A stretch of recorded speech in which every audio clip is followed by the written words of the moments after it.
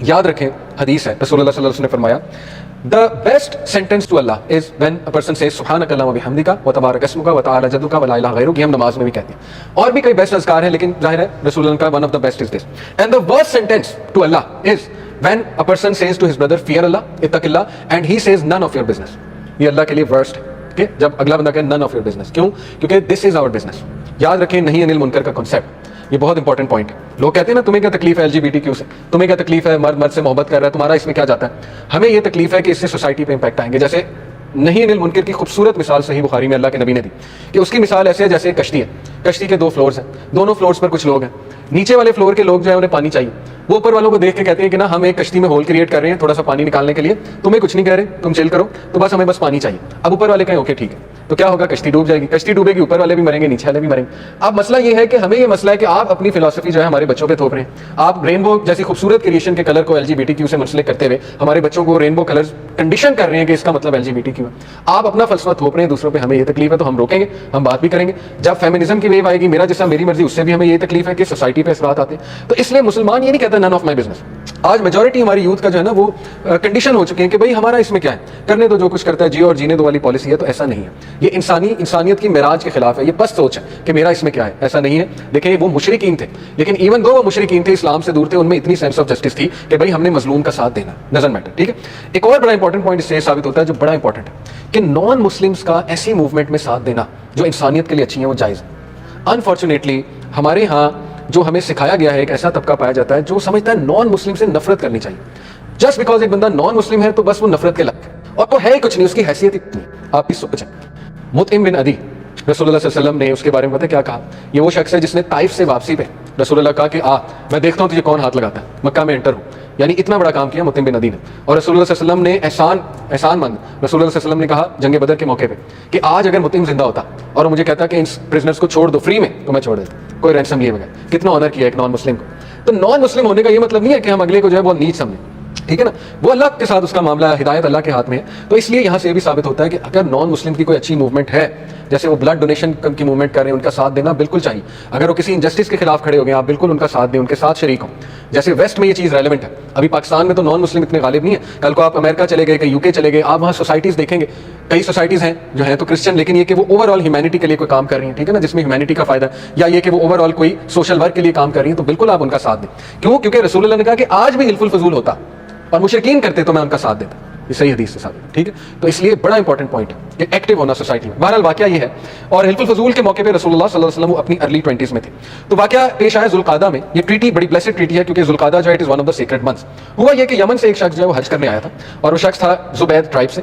تو وہ شخص جو ہے وہ کچھ چیزیں مرچنٹ تھا, اس نے کچھ چیزیں بیچیں, لیدر تھا اس کے پاس, نمبر آف آئٹمس تھے. تو العاص ابن وائل جو تھے, عمر بن العاص جو ہے, یہ بھی نام یاد رکھ لیں, عمر بن العاص.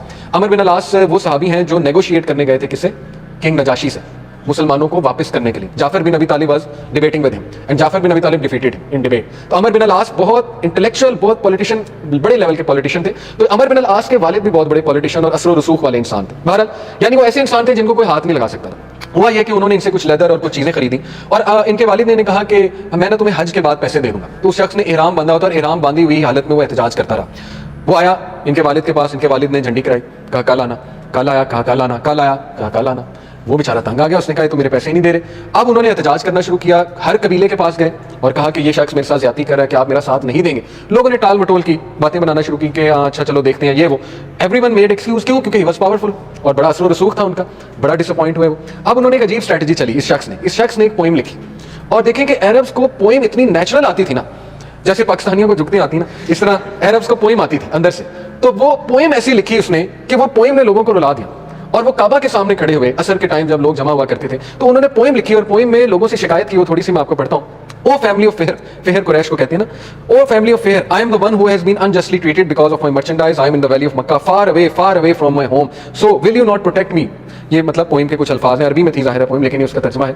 اور اس نے کہا I am still in my ihram, my hair has not been combed and I haven't even finished my umrah. Where are my men to help me?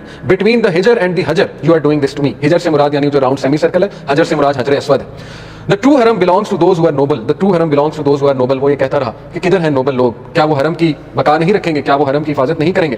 There is no sanctity to the one who wears a thobe and while he is a cheater and steals and a lowly person. اس سے ان کی غیرت جاگی. یعنی یہاں ثابت ہوتا ہے کہ کچھ ایسا کلام ہوتا ہے جس سے لوگوں کی غیرت جاگتی ہے. اسی لیے میں یوتھ کو ہمیشہ مشورہ دیتا ہوں علامہ اقبال کی poetry will make you stand up. میں نے کئی لوگوں کو کہتے سنا ہے کہ ہمیں ڈپریشن سے علامہ اقبال کی پوئٹری نے نکالا.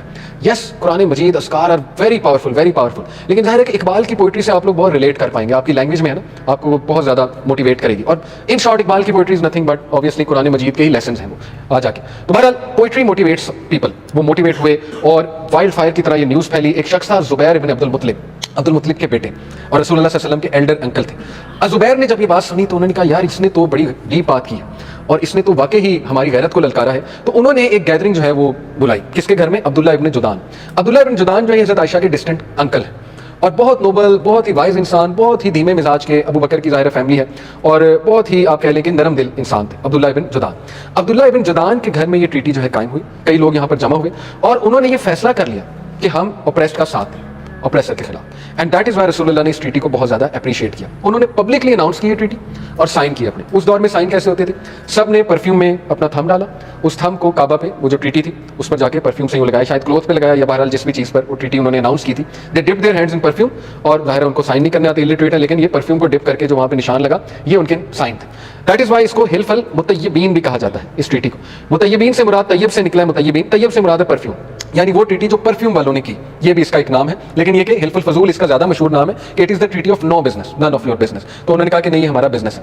عربز کی تاریخ میں ایسی ٹریٹی آج سے پہلے کبھی نہیں ہوئی تھی. ایسی ٹریٹی جس میں انہی کے لوگ اپنے ہی لوگوں کے خلاف کھڑے ہو جائیں, یہ ایک بہت خوش آئین بات تھی کہ یہ کبھی نہیں ہوا. ادروائز کیا ہوتا تھا کہ عربز اپنے ٹرائب کے لیے لڑ کے مر بھی جاتے تھے چاہے ان کا ٹرائب غلط بھی ہو. لیکن یہ ایک بڑی یونیک ٹریٹی تھی اور یہ ایک نشاندہی تھی اس چیز کی کہ اب عرب سوسائٹی ٹھیک ہونے والی. وائی؟ بیکاز رسول اللہ صلی اللہ علیہ وسلم کی موجودگی, just because of his blessed presence. آپ دیکھیں کہ اللہ تعالیٰ نے عرب سے یہ کام بھی کرایا. اور یہ ایک اور چیز شو کرتی ہے کہ عربز میں کچھ خصوصیات تو تھیں انر ظاہر ہے ایسی, جس کی وجہ سے وہ اچھائیوں کی طرف گئے. اس سے یہ ثابت ہوتا ہے کہ ہر قوم میں کوئی نہ کوئی اچھائیاں موجود ہیں تو سب کو ڈسمس نہیں کرنا چاہیے. دیکھیں نان مسلم سوسائٹی کی طرف اگر آپ توجہ دیں گے ان میں بہت سی اچھی خصوصیات آپ کو مل جائیں گی. کئی نان مسلمس آپ دیکھیں گے وہ سچ بولتے ہیں. اب یہ ایک اچھی بات, وہ آنیسٹ ہیں, وہ پنکچوئل ہیں, وہ انٹیگریٹی کے ساتھ کام کرتے ہیں, ٹھیک ہے نا, ان میں جھوٹ کا کنسیپٹ ہے نہیں. تو یہ اچھی کوالٹیز ہیں. اس لیے کسی بھی نان مسلم سوسائٹی کی اچھی کوالٹیز بیان کرنا یہ کوئی بری بات نہیں ہے. اس سے یہ نہیں, مسلمانوں میں دیکھیں کتنی خرافات ہیں, اللہ معاف کرے, کرپشن, جھوٹ بولنا, دو نمبری کرنا, یہ تو مسلمانوں میں زیادہ آ گئی ہیں. On the other hand you will see کہ نان مسلم جو ہیں ان میں بڑی خصوصیات, ان کی توجہ اس طرف دلانی چاہیے کہ let me give you some thing جو آپ کو نرش کرے گا اس چیز میں. دیکھیں ڈسمسو اپروچ کبھی بھی دعویٰ میں نہیں چلے گا. یہ بات یاد رکھیں کہ آپ ان کے کلچر کو ٹوٹلی ڈسمس کر دیں, آپ کے پاس تو ہے کچھ نہیں, آپ لوگ فارغ ہیں, آپ لوگ برباد ہیں, تباہ ہیں, اس سے کبھی بھی وہ آپ کی بات نہیں سنیں. آپ ہمیشہ اس اپروچ سے جائیں کہ میں آپ کو ایک ایسی چیز دینے لگا ہوں جو آپ میں مزید نکھار لائے گی.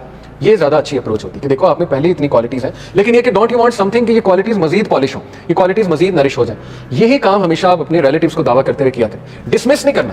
یاد رکھیں جب تک میں ڈسمس کرتا ہوں اپنے ریلیٹیوز کو, جب شروع میں دین میں آیا, ظاہر ہے انسان بڑا, اس کو ایک ٹرمینالوجی ہمارے استاد کہتے ہیں لکڑ پاڑ, انسان بڑا لکڑ پاڑ ہوتا ہے, ٹھیک ہے نا, لوہا پاڑ, لکڑ پاڑ, ایک ٹرمینالوجی ڈنگ مار یہ بہت ہی ایکسٹریم ہے, ٹھیک ہے نا, ہر ایک کو فارغ کرنا, منہج سے آؤٹ کرنا, ڈنگ مار اسے کہتے ہیں. تو وہ اتنی کوئی خاص فائدے مند نہیں ہے. چند ایک لوگ آ جائیں گے, زیادہ تر آپ سے دور بھاگیں گے. جیسے اسٹریٹجی چینج کی کہ آل انکلوسیو اسٹریٹجی, ٹھیک ہے نا, اور ڈسمسو نہ ہو, بات سن لیں اگلے کی, تو دیٹ ورک ایکچولی.